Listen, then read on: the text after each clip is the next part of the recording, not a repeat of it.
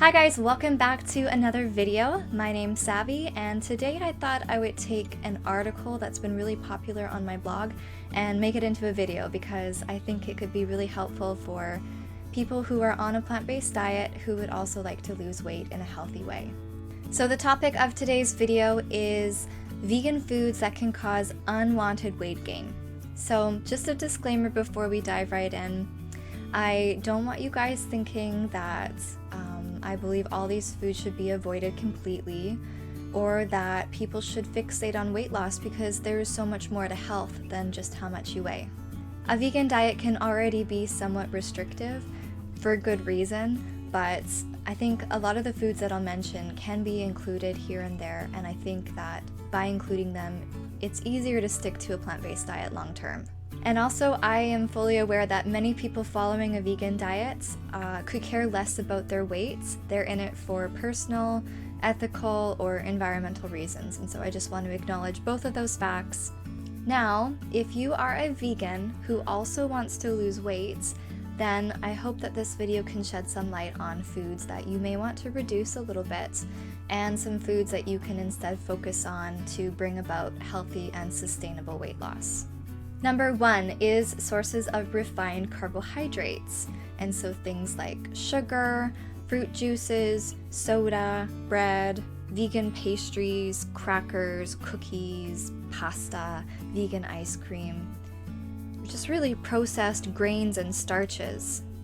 So refined sugar and flour products spike your blood sugar, and this can cause the fats in your diet, even healthy fats, to be stored as body fat. A diet high in refined carbohydrates also prevents your body from using its own body fat stores for calories, because why would it if there's all these calories coming in such an easily burnable energy such as carbohydrates? So you're really wanting to get your carbohydrates from whole plant food sources that come along with fat and protein and fiber that regulate your blood sugar, that cause that insulin spike and your blood sugar to rise in a more controlled, slower way. Number 2 is refined oils. These, like refined carbohydrates, also come from plants that have been stripped of their natural fat, protein, fiber, and a lot of nutrients. This leaves behind a product that's not satiating at all. It's just loaded in calories, loaded in fats. It doesn't have the nutrition that's in that whole plant food it comes from. And in addition to all this, fats are the precursors to hormones. And so the fats that you consume in your diet can actually have an impact on your hormonal balance. And this can cause lots of different health issues, but just focusing on weight loss, it's just, your hormones can be upset, and it makes it very difficult to lose weight and very easy to gain weight. So be careful eating out at restaurants, because this is probably like the best place to get like a plate loaded with oil, no matter what it is. Oil is just used because it helps food not stick to pans, it increases the flavor. When you're cooking at home, try to look for recipes that are made without oil. And when you're buying packaged food, just read the label, make sure that there's not a lot of oil in it. Try to get your healthy fats from whole foods like avocado, nuts, seeds, coconuts.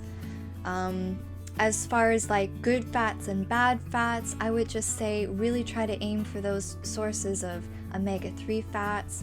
Don't eat a ton of nuts because these are kind of full of inflammatory fats. Like, have it in balance, guys, like really prioritize the hemp seeds, chia, flax, avocados, and then have like a little bit of nuts, like almonds and cashews and walnuts, and all of those are healthy too, but just really prioritize the omega-3 fats. This will help lower inflammation in the body, and when the body has less inflammation, it's more likely to lose weight in a healthy way. Okay, number 3 is vegan cheeses and mock meats. And so all the different packaged foods that are coming out in grocery stores, we love them. They are such a great substitute for things we love like burgers and lunch meat and cheeses. However, they are usually loaded with a lot of stuff that can cause weight gain. And so if you were trying to lose weight, then I would suggest having less of those foods, you can find recipes online, and on my blog I have a lot of recipes for meat and cheese substitutes using whole plant foods. And so staying away from refined sugar, refined oil, and a lot of the mock meats and cheeses have a lot of additives too, and stuff that may upset your stomach, cause like a lot of different things, because they're not really natural, you know. As much as we want to believe that they're healthier because they're not real meat or real dairy cheese, like, you gotta watch out, you know. You don't want to be basing your diet around these frankenfoods because they're not healthy. Number 4 is high fat and high carb whole food combinations, and this is the one where I think maybe some people get a little mad at me whenever I post this, like on Facebook, because they're like, oh, you're telling me I can't eat my favorite food. But it's true that, just like when I said that the thing that will make you gain weight the easiest is having like refined oil and refined sugar together, sometimes even when you're eating whole foods that are high in fat and high in carbohydrates, these combinations can also cause weight gain if you eat these foods too often. I'm definitely not saying to not have them, but for example, say you're having some white rice or even brown rice and some vegetables, and you're making up a nice coconut curry, which is one of my favorite meals. So the coconut milk has a lot of fat, unless you're buying like reduced fat, but don't do that because full fat is way better. So you're getting lots of fat from the coconut milk and then lots of carbs from the rice. And you're eating that, and it's being digested, it's going into your blood, and your body's, you know, there's insulin around because the carbohydrates are bringing about insulin, and now there's a lot of fat in your blood from the coconut milk. And your body's saying like, wow, this is a lot of energy. I don't really think that we need to use this right now unless you're going and working out or running a marathon or something. Let's just store this away for later. Whenever we need the energy, it'll be there for us. So even though they're kind of whole foods, you know, coconut milk and brown rice, you know, it can cause weight gain if you eat meals like that a lot. Same with if you're just chowing down on nuts and dried fruits, you know, they're very high in sugar and fats. The other example I had was like, a lot of people like having potato french fries with no oil or anything, but then like dipping it in like guacamole or something. Again, totally healthy meal. You should totally try that. It's delicious. But you have that a lot, and you know, avocados are quite fatty. You may experience some weight gain. So the point I want you to take away from this is that I think it's so incredibly healthy to have a balance of carbs, fat, and protein in every meal, because you'll be able to get energy from the carbs. Fat makes fat-soluble vitamins so much more absorbable, and protein helps keep you nice and full.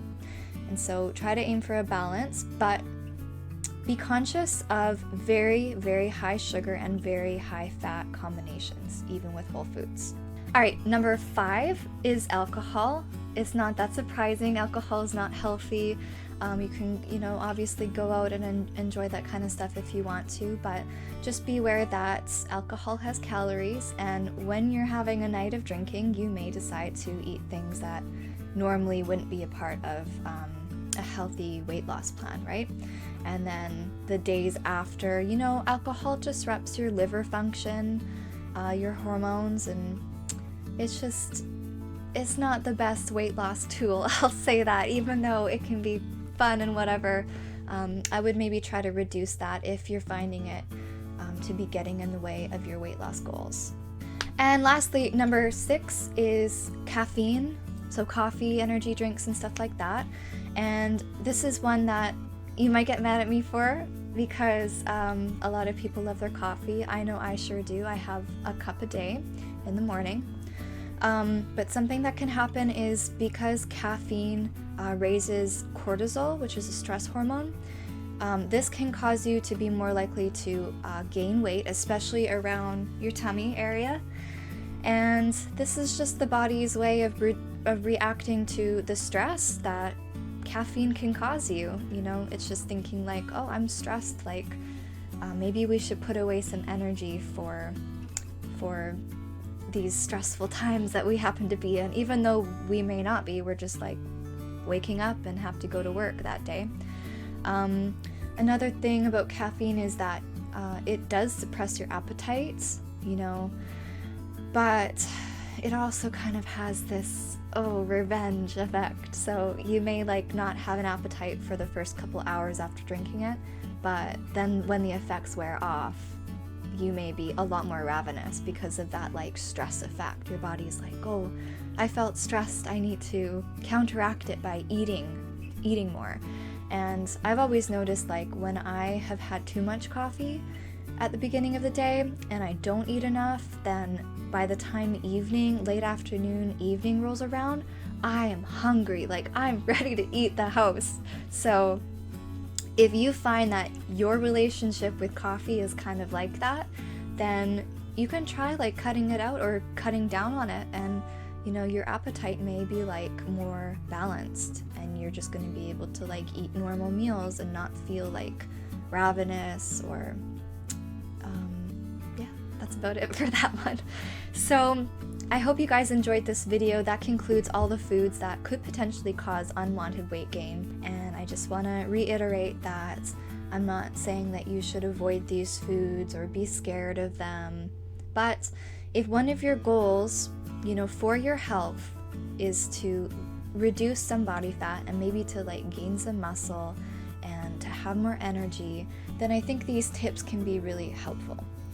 Because like, I'm just saying that you should probably focus on whole plant foods. They have so much more nutrition, so you're going to be able to feel better, just more energy.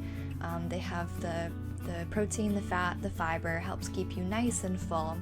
So if you based your diet off of vegan junk food, you know, Oreos and sandwiches and vegan ice cream, and you just simply like controlled your portions and made sure that you were in a slight calorie deficit, you're gonna lose weight doing that, you know? It comes down to calories in, calories out. But how are you gonna feel if you do that? How are you gonna feel if you just are constantly eating stuff without the nutrition that your body needs to feel its best? And so you can have like the best of both worlds. You can make really delicious meals with whole plant foods.